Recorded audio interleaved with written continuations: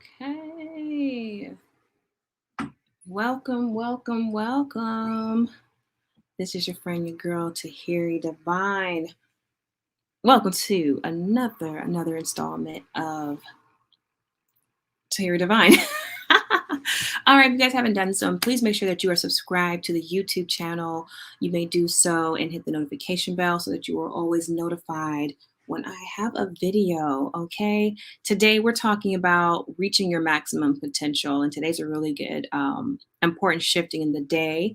So we actually have, child, this hair is not doing nothing I want her to do, but we here for it, child, we here for it.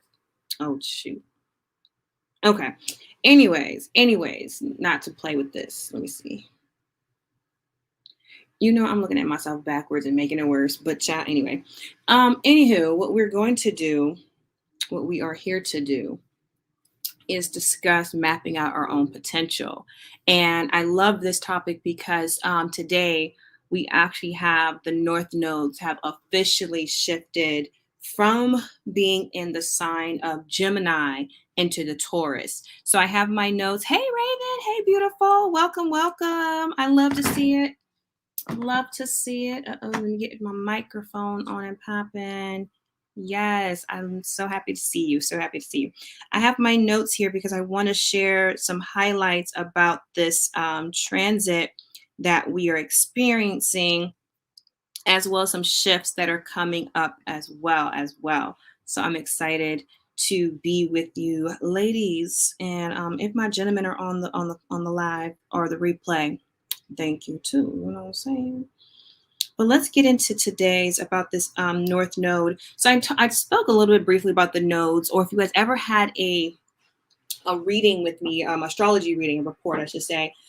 One of my favorites is the North Nodes. I really love the North Node, or just the nodal points in general, because they are in our natal chart. That is the point on a star, so it's not an actual placement. It's not even a sign, but it is a nodal point, as where the axis of the moon is leading in. So depending on your natal chart, your North Node is going to be the axis point on where you tap into your most potential. Myself, I'm a Pisces North Node, which makes Virgo my South Node. So in this life, I am called to be more Piscean in my approach, in my aspects of my life. And believe it or not, y'all, that is not always what's easy for me. Being more North Nodal, being more Piscean is actually something I've had to learn to embrace and adapt, which is totally fine. So, but on the collective scale, which everybody is experiencing right now, we're all experiencing the cosmic North Node, which is no longer in Gemini, but it's now in Taurus.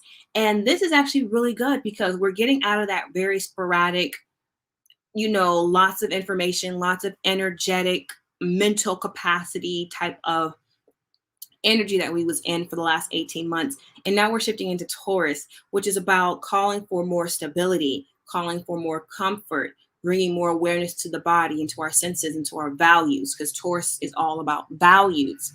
On the opposite end of that, we have Scorpio that's in its South Node. So although we're going to be experiencing for the next 18 months more of that Tauran type of qualities, we are going to also have the undertone of Scorpio. And Scorpio is about regeneration. It's about illusions, control. It's about other people, the intimacy. So intimacy it's going to be a heavy theme these next 18 months, okay? So I really love that we have this transition because, as I said, I don't know about y'all, but at least for me, the experience was with being in Gemini was quite energetic, not in a bad way, but it was chaotic, and there was a lot of chaos and deconstructing that was taking place in the last 18 months. I mean, you guys all know what we experienced in the last 18 months, right? So with this opportunity that we're being presented with our cosmic energetically North Node being in Taurus, we are looking to understand ourselves heal, release a lot of our emotional conditioning from our informative years. So Tauran energy is going to ask us to do that, because think of, like, I like to think of Taurus that it rules the second house. And like I said, this is the house of your values. This is the house of your stability, your money. So this represents, if you're looking at each house as a maturation that we go through in life, the second house is the house where we are starting to understand possessions and what belongs to us. And that's going to be something that's going to be a theme. I mean, if you are not already being brought into this awareness, but finances, the economy, your own security, your own safety, these are going to be some heavy themes for the next 18 months. Okay. And also, too, we're going to have that intensity of Scorpio. So, you're going to experience transformation, whether it's something that you're trying to avoid or not, which is quite interesting. That Scorpio energy of really going deep within, so you can't run from it. I love this placement between Scorpio and Taurus, because it brings out a lot of for, at least from my perspective of what I see taking place, a lot of our conditioning that no longer serves us is going to be removed. And this concept or aspect of control, whether it's we are trying to control other people or others controlling us, we're going to learn how to break through and break free from that. Okay. So this is really about overcoming limiting belief systems and patterns that don't serve you at all. Like that, if you guys haven't picked that up, this is all about releasing, releasing, releasing, releasing, releasing, because you can't move in. There's a scripture in the Bible that says you can't put new wines in old wineskins. And this is the same type of energy. So let's talk about this deep transformation. A lot of you all, welcome to the magic of yourself. I am actually going to be hosting a 4-week class starting in February, February 14th to March 14th, where we ladies are going to be tapping into women's business, women's work. And so I love about this Tauran energy, because this is really about the foundation of tapping into our unlimited potential, going really deep into the dark of the occult.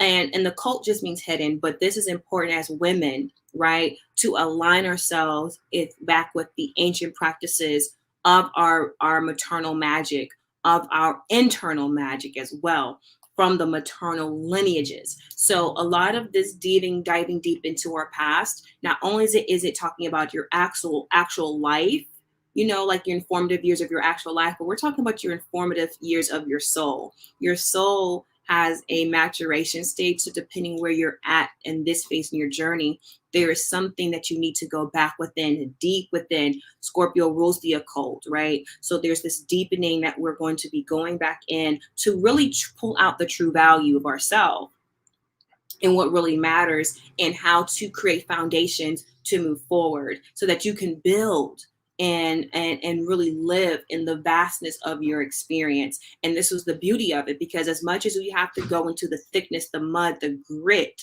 and Scorpio energy, we're going to pull out the beauty and find our true value in there. And this is why Venus rules over Taurus. So although there's this heavy energetic pull in these fixed signs between these two energies, there's the beauty that's going to come out of that. And so I love that for all of us. And so I already have the links in the description for my ladies who are interested in tapping into their occult magic. And it's not even tapping, this is actually pulling it out yourself. That's why it's called the mapping of you.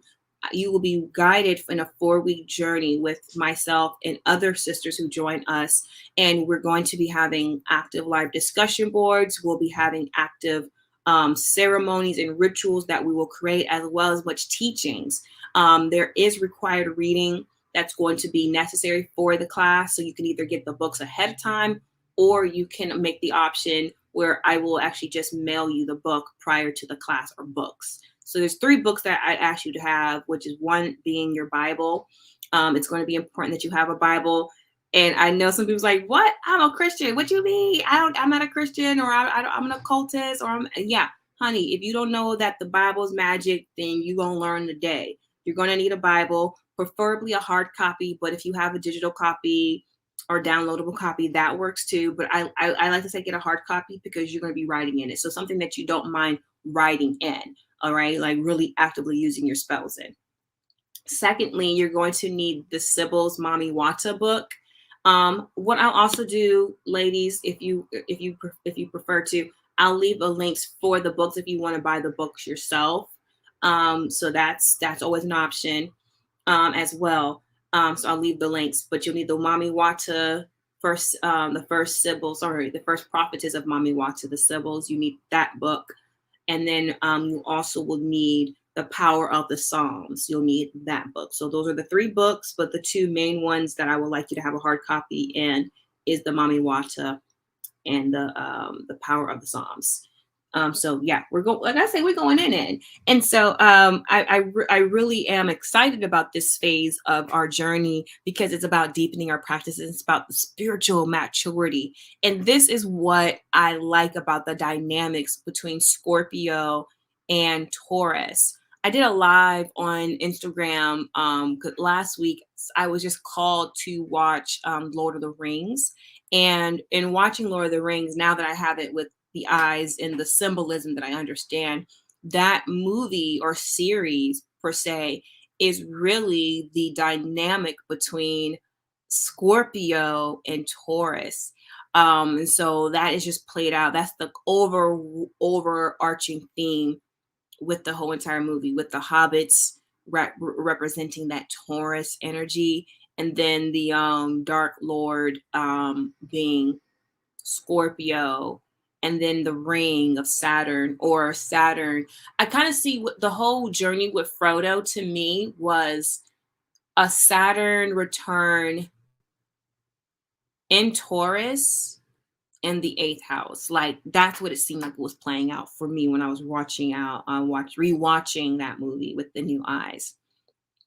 But anyway, so within this journey of 2022, with these nodal shifts, we're going to have some major eclipses coming up. So there's 4 eclipses that we will be having in the Scorpio and Tauran energy. Starting April 30th, we're going to have a solar new moon eclipse in Taurus.